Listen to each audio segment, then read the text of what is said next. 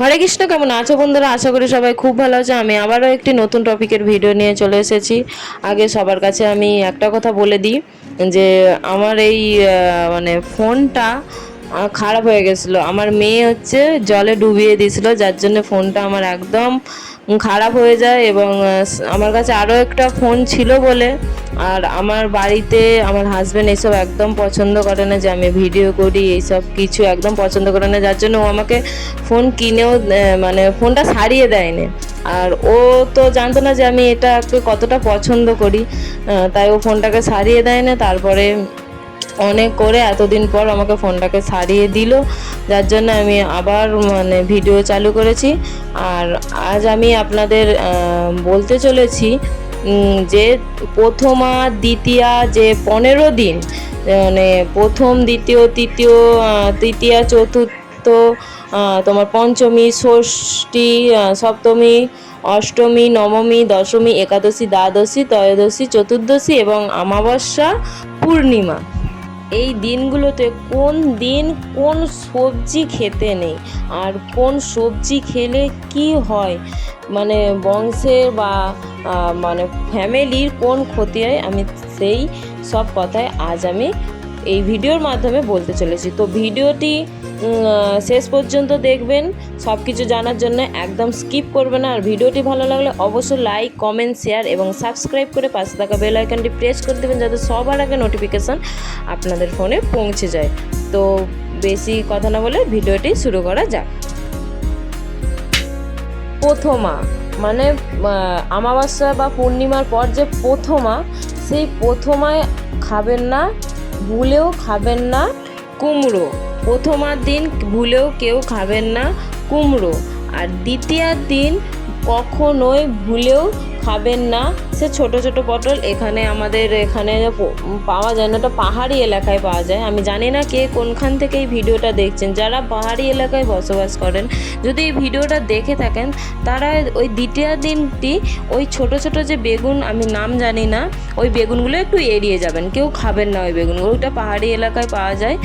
আর ওটা মানে আদিবাসী যে আছে, ওরা ওই বেগুনটা একটু পছন্দ করে, খায়ও। আমিও এটা ফোনে দেখেছি যে ওরা একটু ওই বেগুনটা খায়। আমি ওটা সার্চ করে দেখলাম, তো এই মুহূর্তে আমার বেগুনটার নাম মনে আছে। তাহলে ভুলেও ওই দ্বিতীয় দিন ওই বেগুনটি কেউ খাবেন না। এবার তৃতীয়া দিন কেউ পটল খাবেন না, ভুলেও কেউ পটল তৃতীয়ার দিন খাবেন না। আর চতুর্থীর দিন কেউ খাবেন না মূলো, ভুলেও কেউ চতুর্থীতে মূলো খাবেন না। কারণ মূলো যদি চতুর্থীতে কেউ খেয়ে থাকেন, তাহলে তার যে পূর্বপুরুষের যে বংশের যে একটা সুনাম, পূর্বপুরুষ থেকে একটা হয় না, অনেক ফ্যামিলিতে আছে পূর্বপুরুষ থেকে একটা সুনাম, নাম ডাক, এক ডাকে সবাই মানে চিনে, এই যে একটা সুনাম, এই সুনাম কিন্তু যদি ওই চতুর্থীতে মূলো খাওয়া হয়, তাহলে এই সুনাম কিন্তু নষ্ট হয়ে যাবে। তাই আমি সবাইকে বারবার একটাই কথা বলবো, চতুর্থীর দিন কেউ ভুলে মূলা খাবেন না। পঞ্চমীতে কেউ খাবেন না ভুলেও বেল, কখনোই কেউ বেল খাবেন না। কারণ পঞ্চমীতে যদি বেল খাওয়া হয়, তাহলে কলঙ্কিনী হয়, মানে কলঙ্ক লাগে। তাই কখনোই পঞ্চমীতে বেল খাবেন না। পঞ্চমীতে বেল খেয়েছিল রাধারানী, তিনি এখনও কলঙ্কিনী, তাকে এখনও বলা হয় যে কলঙ্কিনী রাধা। তিনি পঞ্চমীতে বেল খেয়েছিলেন বলে, তাই ভুল করেও কেউ পঞ্চমীতে বেল খাবেন না। ষষ্ঠীতে কেউ খাবেন না তিতো, মানে নিম পাতা বা তিতো জাতীয় কোনো খাবারই কেউ ষষ্ঠীর দিনকে খাবেন না। এবং সপ্তমীর দিনকে কেউ ভুলেও খাবেন না তাল কেউ ভুলেও সপ্তমীর তিথিতে খাবেন না, ভুলেও কেউ খাবেন না। শেষ মানে মাসে 2টো করে পড়বে সব কিছু, সেই 2টো করে দিন এইগুলো একটু নিয়ম পালন করবেন। এবং অষ্টমী তিথিতে কেউ নারকেল খাবেন না, ভুলেও কেউ অষ্টমী তিথিতে নারকেল খাবেন না।